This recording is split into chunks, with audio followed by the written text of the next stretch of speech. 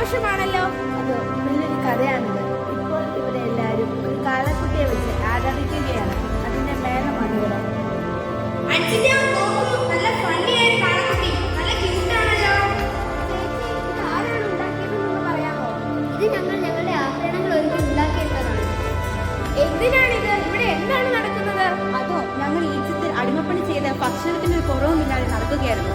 അപ്പോൾ ആ മോശയും പിന്നെ അഹരോനും കൂടി ഞങ്ങൾ ഈജിപ്തിൽ നിന്ന് രക്ഷിക്കാമെന്ന് പറഞ്ഞ ഇപ്പോൾ ഈ മരുഭൂമിയിലൂടെ നടത്തുകയാണ്. നിങ്ങൾ എന്തിനാണ് അവരോടൊപ്പം പോയത്? ആദ്യമേ വലിയ സംഭവമായിരുന്നു. വലിയ അത്ഭുതങ്ങളുമായിരുന്നു നടത്തിയത്. ഞങ്ങൾക്ക് ദാഹിച്ചപ്പോൾ പാറയിൽ നിന്ന് ജലവും ഞങ്ങളെ പാമ്പ് കടിച്ചപ്പോൾ പിച്ചള സർപ്പത്തെ നോക്കി സുഖമായി. പിന്നീട് ഞങ്ങൾ വരുന്ന വഴി ചെങ്കടൽ രണ്ടായി മാറി ഞങ്ങൾക്ക് വഴിയൊരുക്കി.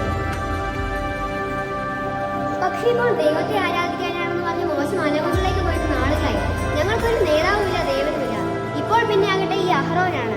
ഇദ്ദേഹമാണ് ഞങ്ങൾക്ക് ഈ കാളക്കുട്ടിയെ പറഞ്ഞപ്പോൾ ഉണ്ടാക്കി തന്നത്. ഇന്ന് ഞങ്ങൾക്ക് സന്തോഷത്തിന്റെ ദിവസമാണ്.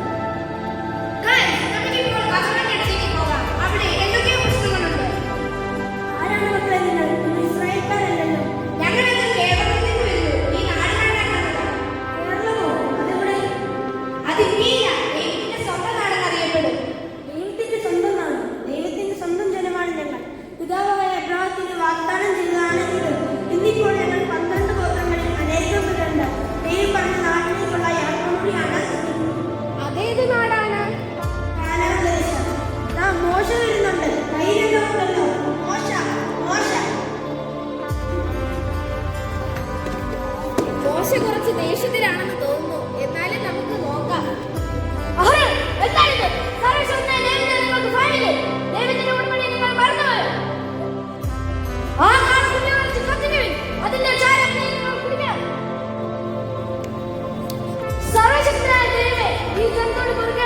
ഞങ്ങളോട് കരുണയായിരിക്കണമേ. മോശ, അങ്ങ് ദൈവത്തിന്റെ പ്രവാചകനല്ലേ? എന്നാണിപ്പോൾ ദൈവം തന്ന ഉടമ്പടി? ദൈവം പറയുന്ന കൽപ്പനകളും ചട്ടങ്ങളും പാലിച്ചാൽ ഞാൻ നിങ്ങളുടെ ദൈവവും നിങ്ങളുടെ ജനവുമേ. ദൈവത്തെ നിഷേധിച്ചതിനാൽ താങ്കൾ ഇനി എന്താണ് ചെയ്യാൻ പോകുന്നത്? ഞാൻ മലമുകളിൽ പോയി ഈ ജനത്തിന് വേണ്ടി പ്രാർത്ഥിക്കും.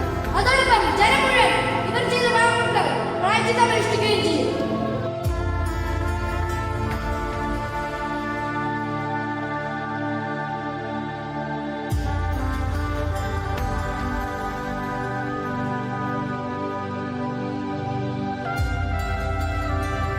ഓടി മാറിക്കോ. ഭൂമി പിളർന്ന അഹങ്കാരി അതിലെ താഴേക്ക് വീഴുന്നു. അനുസരിച്ച് കർത്താവിനോട് മാത്രമാണ് ഞങ്ങളെ ശിക്ഷിക്കട്ടെ.